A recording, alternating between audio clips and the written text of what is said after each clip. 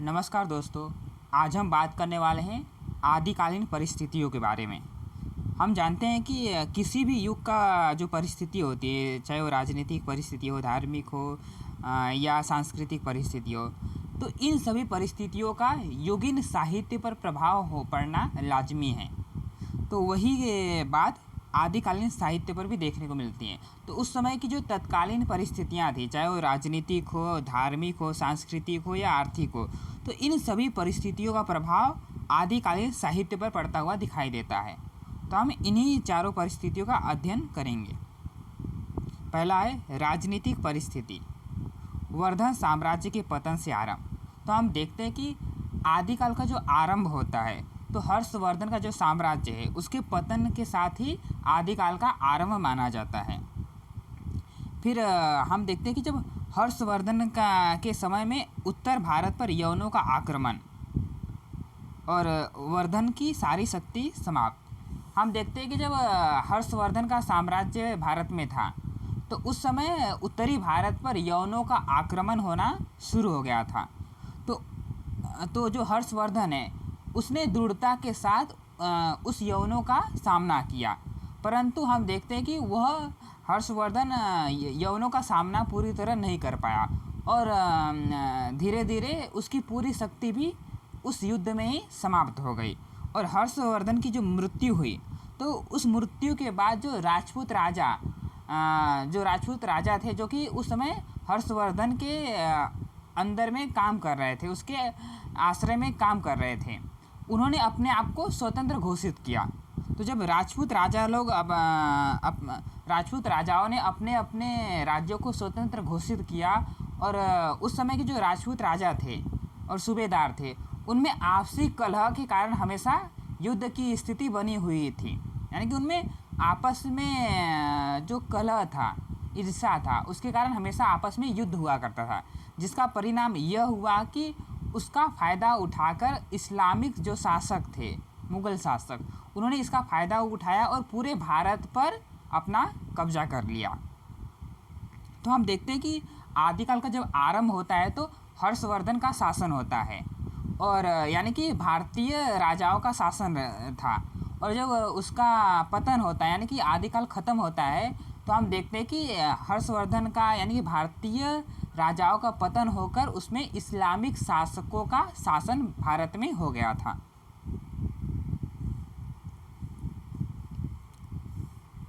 आगे हम देखेंगे धार्मिक परिस्थिति।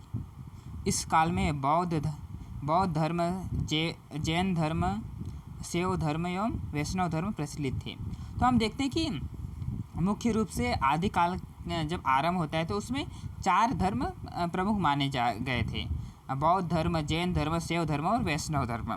तो बौद्ध धर्म एवं शैव धर्म का वर्चस्व था। तो हम देखते हैं कि जैसे कि आदिकाल का जब आरंभ होता है तो उस समय तक जो वैष्णव धर्म है उसका ज़्यादा प्रभाव लोगों पर नहीं था, और उस समय जो शैव धर्म है और बौद्ध धर्म, तो बौद्ध धर्म का जो महायान है और शैव धर्म, ये दोनों धर्मों का ही वर्चस्व दिखाई देता है आदिकालीन समय में। फिर हम देखते हैं कि जो राजपूत राजा थे उनका अहिंसा में विश्वास नहीं था। इस कारण जो उस समय जैन धर्म थे, तो जैन धर्म जो एक प्रकार से अहिंसा की उपदेश दे रहे थे, वो राजपूत राजाओं को पसंद नहीं आया। इसलिए उन्होंने जैन धर्म को ज़्यादा आश्रय न देकर उन्होंने शैव धर्म को अपने राज्यों में आश्रय दिया। इसके साथ हम देखते हैं कि शैव मत प्रतिष्ठा पा रहा था, यानी कि जो राजपूत राजा थे वो एक प्रकार से अहिंसा में विश्वास न करने के कारण उन्होंने शैव धर्म को अपने राज्यों में आश्रय दिया, जिससे क्या हुआ कि देश में शैव धर्म जो था उसका वर्चस्व धीरे धीरे बढ़ता जा रहा था, उसका प्रचार प्रसार बढ़ता जा रहा था। सभी धर्मों का मूल रूप दबसा गया था। सभी धर्मों में व्यभिचार, अर्थलोभ की प्रधानता हो चली थी। तो हम देखते हैं कि सभी धर्मों में एक प्रकार से जो उनका मूल सिद्धांत था, मूल स्वरूप था, वो एक प्रकार से लुप्त हो गया था, गायब हो गया था। उसकी जगह पर व्यभिचार, अर्थलोभ, पाखंड, इनकी प्रधानता होती जा रही थी। फिर हम देखते हैं कि उसी दौरान दक्षिण भारत में शंकराचार्य का उदय हुआ और उन्होंने अपना अद्वैत दर्शन का प्रसार किया। तो इससे मतलब कि लोगों में थोड़ी बहुत धर्म के प्रति एक आस्था जागने का काम हुआ। पर वो देखते कि वो उसे जागते जागते 15वीं शताब्दी लग गई। यानी कि हम कह सकते हैं कि आदिकाल के समय में सामान्य जनता के सामने धर्म की कई राहें थी, पर उन्हें सही मार्ग दिखाने वाला कोई नहीं था।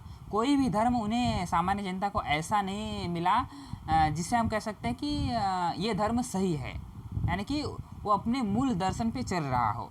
सभी धर्मों का जो मूल रूप है वो एक प्रकार से विलुप्त हो गया था। उसकी जगह पर हम देखते हैं कि सभी धर्मों में व्यभिचार, अर्थलोभ, पाखंड ये सब बढ़ता जा रहा था।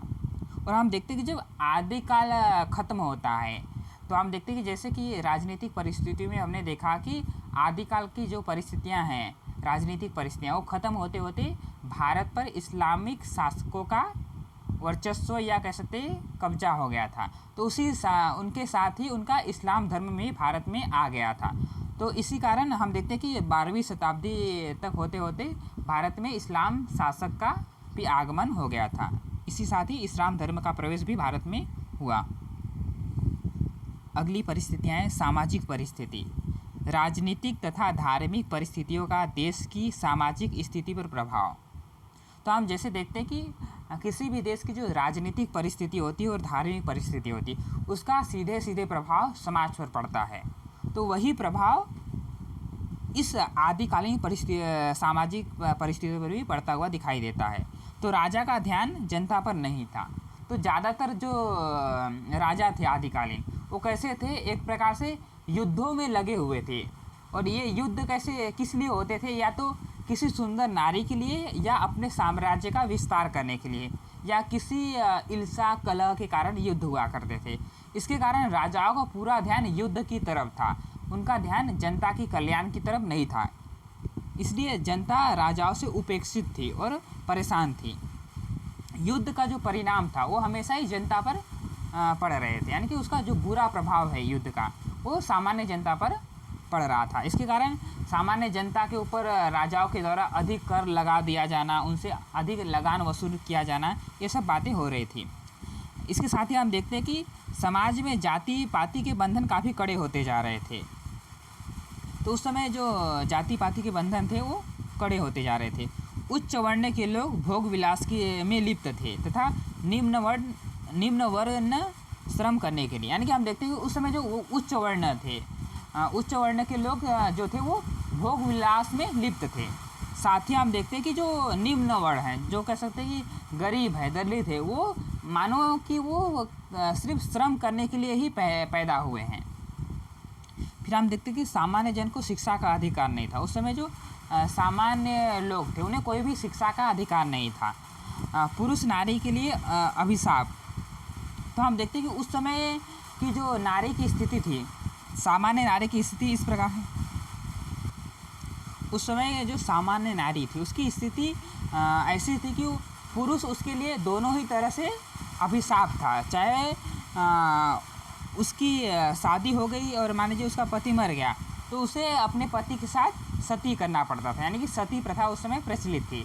और अगर मान लीजिए वो अविवाहित है, कुंवारी है, तो पुरुष लोग उसे ज़बरदस्ती उठाकर उसका अपहरण करते थे, उसके साथ बलात्कार करते थे। इसलिए पुरुष की स्थिति नारी के लिए दोनों ही स्थिति में अच्छी नहीं थी। या तो उसका क्रय विक्रय होता था, उसका अपहरण होता था, उसका बलात्कार होता था, और अगर मान लीजिए वो शादीशुदा भी है तो उसका पति मर गया तो उसे उसकी चिता पर बैठना पड़ता था। तो इसलिए पुरुष की स्थिति दोनों ही स्थितियों में नारी के लिए अच्छी नहीं थी। और हम देखते हैं कि साथ में समाज में उस समय अंधविश्वास, दुर्भिक्ष के कारण भी जनता परेशान थी। दुर्भिक्ष का अर्थ होता है कि जो अकाल पड़ते, यानी कि जो कह सकते हैं कि प्राकृतिक समस्याएं होती हैं, प्राकृतिक आपदाएं होती हैं, तो उसे दुर्भिक्ष कहा जाता है। तो उस समय जो अकाल के कारण भी जनता परेशान थी। आखिरी परिस्थिति हम देखते हैं कि साहित्यिक परिस्थिति। आदिकाल में साहित्य के 3 रूप देखने को मिलते हैं। राजाश्रित संस्कृत भाषा में लिखा गया था, धर्माश्रित और लोकाश्रित। तो हम देखते हैं कि आदिकाल में मुख्य रूप से 3 प्रकार के साहित्य देखने को मिलते हैं। एक है राजाश्रित, जो कि राजा के आश्रय में रहकर जिन कवियों ने रचनाएं लिखी उन्हें राजाश्रित साहित्य कहते हैं, जिसमें राजा के द्वारा लड़े गए युद्ध, उसके पराक्रम, उसके भोग विलास, उसके प्रेम का वर्णन जिन काव्यों में होते थे। तो हम देखते हैं कि ये ज़्यादातर जो राजाश्रित काव्य लिखे गए वो संस्कृत भाषा में लिखे गए। उसके साथ ही हम देखते हैं कुछ डिंगल पिंगल भाषा में भी लिखे गए, पर मुख्य रूप से संस्कृत भाषा में उस समय राजा के आश्रय में जो कवि थे वो कविताएं लिखा करते थे। उन कवियों की जो स्थिति जो राजा के आश्रय में थे उनकी स्थिति काफ़ी अच्छी थी, क्योंकि उन्हें पुरस्कार के रूप में राजाओं के द्वारा धन और संपत्ति प्राप्त होते थे, इस कारण उनकी स्थिति काफ़ी अच्छी थी। और जो दूसरा है कि धर्माश्रित, तो धर्माश्रित जिन लोगों ने धर्म के आश्रय में रहकर यानी कि अपने अपने धर्म के प्रचार प्रसार करने के लिए साहित्य लिखा, वो सभी साहित्य धर्माश्रित साहित्य आता है। जैसे कि जैन हो गए, नाथ हो गए, बौद्ध हो गए, इन्होंने जो साहित्य लिखा और ये मुख्य रूप से अपभ्रंश और प्राकृत भाषा में इन्होंने साहित्य लिखा, तो ये सभी धर्माश्रित साहित्य के अंदर आते हैं। और तीसरा जो साहित्य है वो लोकाश्रित, यानी कि जो लोगों के आश्रय में रहकर यानी कि लोगों के लिए जो साहित्य लिखा गया उसे लोकाश्रित साहित्य कहते हैं। जैसे कि अमीर खुसरो की पहेलियाँ मुखरियाँ और फिर विद्यापति की पदावली, ऐसे जो लोगों के या कह सकते हैं कि जिन साहित्य में लोगों का वर्णन हो, लोगों के सुख दुख, उनके हर्ष विलास का वर्णन हो, वो साहित्य लोकाश्रित साहित्य आता है, जिसमें अमीर खुसरो और विद्यापति आते हैं। तो इन कवियों की जो लोकाश्रित कवि थे यानी कि लोगों के आश्रय में या लोगों की बातों का वर्णन अपनी कविताओं में कर रहे थे, उन कवियों की स्थिति अच्छा नहीं था, क्योंकि राजाओं के द्वारा उनके ऊपर उनको कोई भी पुरस्कार या सम्मान नहीं दिया जा रहा था। धन्यवाद।